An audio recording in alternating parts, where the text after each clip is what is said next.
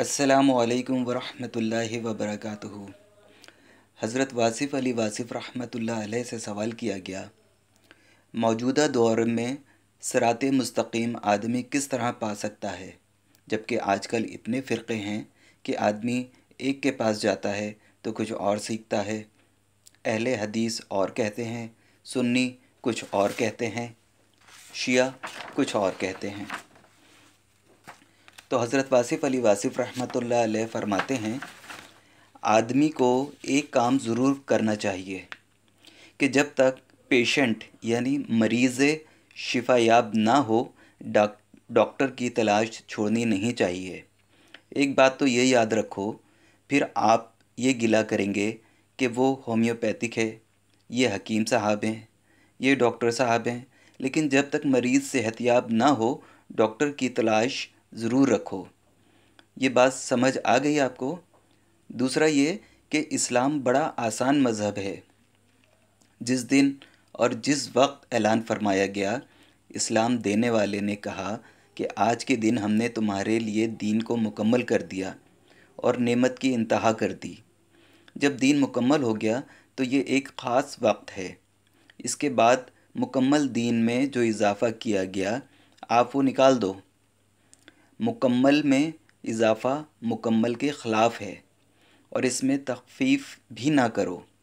कुरान पाक अल्लाह का कलाम है, इसमें खंजीर का लफ्ज़ है, शैतान का लफ्ज़ भी मौजूद है, शहवात का लफ्ज़ भी मौजूद है और आला हज़ील क़यास हर शे ही मौजूद है, लेकिन है कुरान। मुक़द्दस इसलिए है कि इसका लिखने वाला या देने वाला अल्लाह है।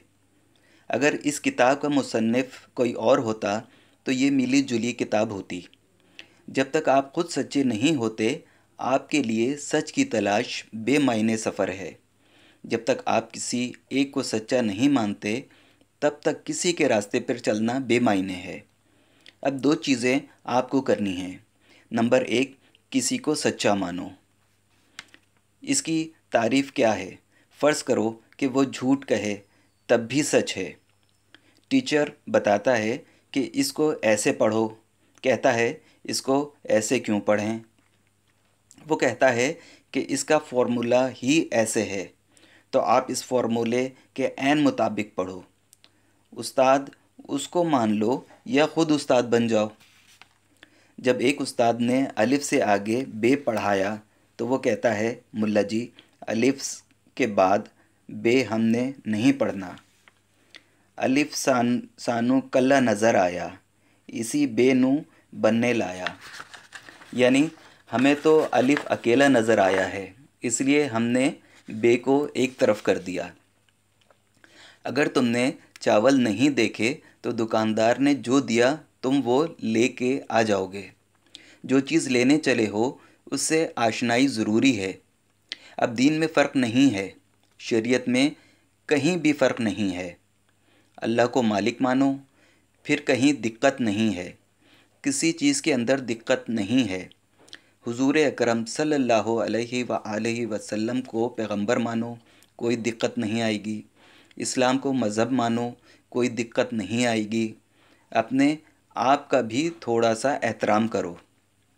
मेरा भी एहतराम तेरी बंदगी के साथ।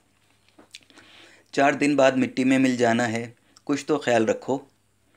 एक वक्त के बाद चले जाना है। अब कहीं ना कहीं इस्लाह चाहिए।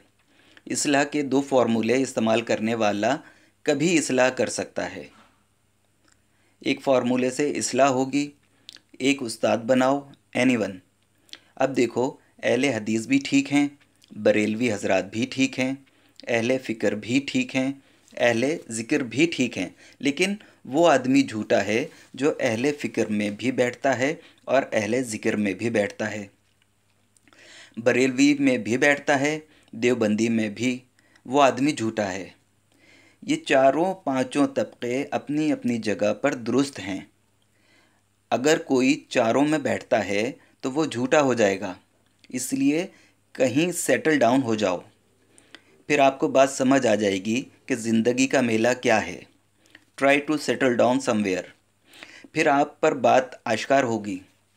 इसकी मिसाल यूँ देते हैं कि अंधों ने हाथी देखा اب بیٹھ کر موازنہ کر رہے ہیں۔ اندھے ہیں بیچارے، سونڈ والے نے کچھ دیکھا، جسم والے نے کچھ۔ جس نے پورا ہاتھی دیکھا وہ کہتا ہے تم جھلے ہو، تم سارے سچ کہہ رہے ہو، لیکن سچ اس سے بڑا ہے۔ اس لیے جس نے جتنا جتنا سچ دیکھا ہے اس کو اتنی سمجھ آ رہی ہے۔ آپ کوشش کرو کہ آپ ذرا ورائٹی میں آؤ اور پورا سچ دیکھو اور ان لوگوں کی زندگی کو آسان بناؤ۔ یہ بیچارے بدنیت نہیں ہیں، کچھ اپنی اپنی مجبوریاں ہیں۔ آپ مسلمان لوگ ہو، یہ جاننے کی کوشش کرو کہ اصلی سچ کیا ہے۔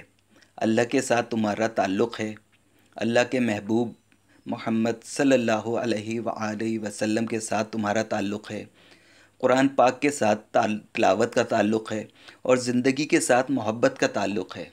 اس کو لطف کے ساتھ گزارو، بحث نہیں کرو، پھر انشاءاللہ تعالی مسئلہ حل ہو جائے گا۔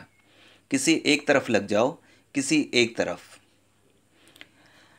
اللہ کریم حضرت واصف علی واصف رحمۃ اللہ علیہ کے درجات کو بلند فرمائے، آمین۔ السلام علیکم ورحمۃ اللہ وبرکاتہ۔